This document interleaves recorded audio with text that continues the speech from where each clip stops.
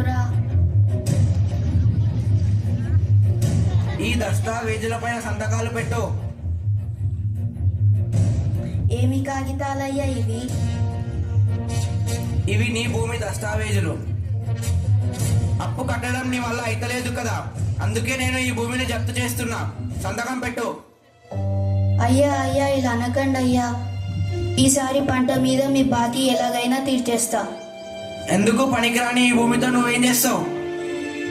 ఇలా అనకండి అయ్యా. ఈ భూమే మాకు దిక్కు. ఈ భూమే లేకపోతే మేము ఎలా బతుకుతామయ్యా? ఇదంతా నాకు అనవసరం. ఈసారి నీ అప్పు కట్టకపోతే నీ భూమి అంతా లాక్కోవాల్సి వస్తుంది. పదా. బాధపడకు సోమయ్య, నా దగ్గర ఒక మంచి ఆలోచన ఉంది.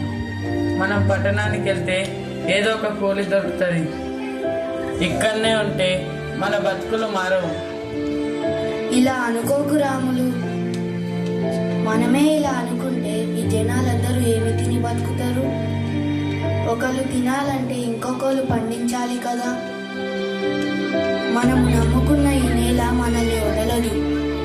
ఈ పిచ్చి ఆలోచనలు అన్నీ వదిలి మనం వ్యవసాయం మొదలు పెడదాం రావయ్యా.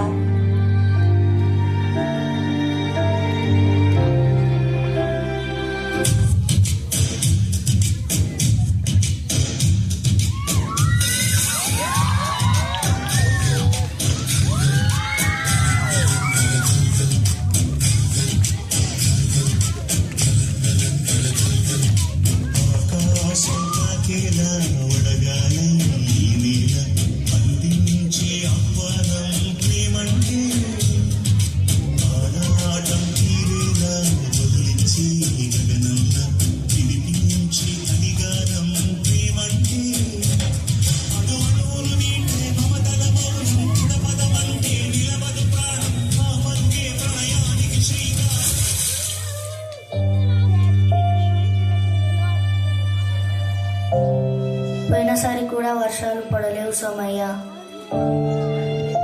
ఈసారి కూడా వర్షాలు పడకపోతే నీ అప్పెలా తీరుస్తావయ్యా?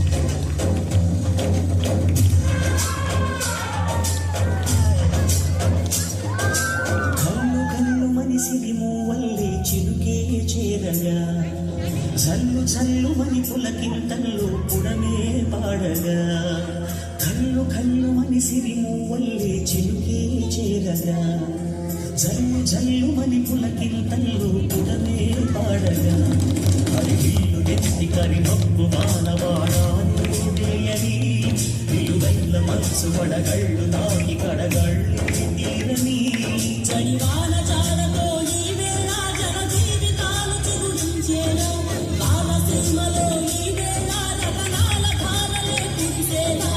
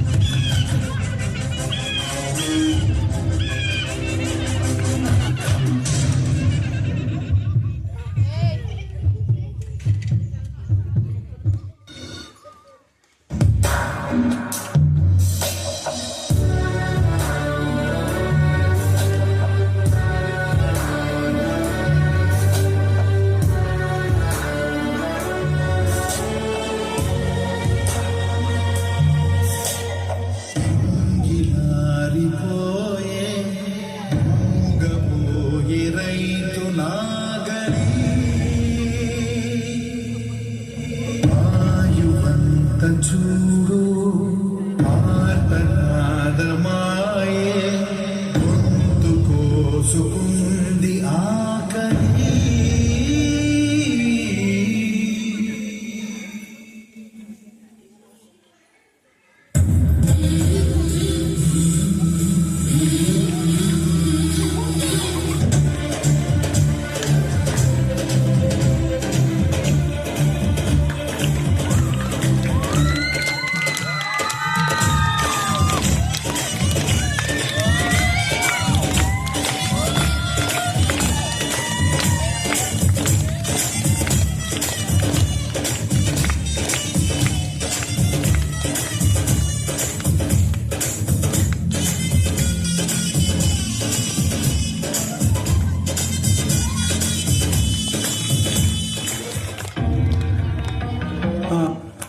అమ్మా అమ్మా, ఆకలి ఆకలి ఆకలిస్తుందయ్యా. అయ్యా అయ్యా అయ్యా, ఇదిగో అయ్యా నీ డబ్బులు. డబ్బొద్దయ్యా, అన్నం అన్నం కొంచెం అన్నం పెట్టండి.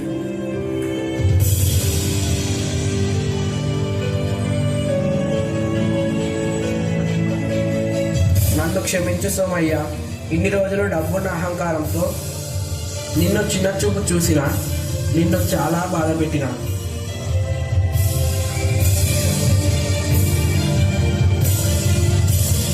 మన దగ్గర ఎన్ని డబ్బులున్నా ఆ డబ్బులు తినలేం.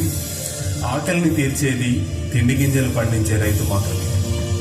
ఒక్క మెతుకు పండించడానికి పగలనక రేయనక చలికి ఎండకు వానకు తట్టుకొని సుమారు 180 రోజులు పశుపక్షాదుల బారి నుండి, కీటకాల బారి నుండి కంటికి రెప్పలా కాపాడి ఇతరుల కోసం ఏ స్వాదం లేకుండా ఈ పంటను పండిస్తాడు.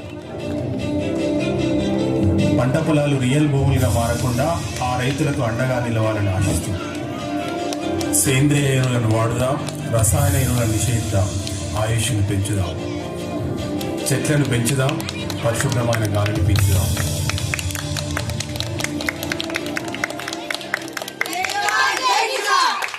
జై జవాన్.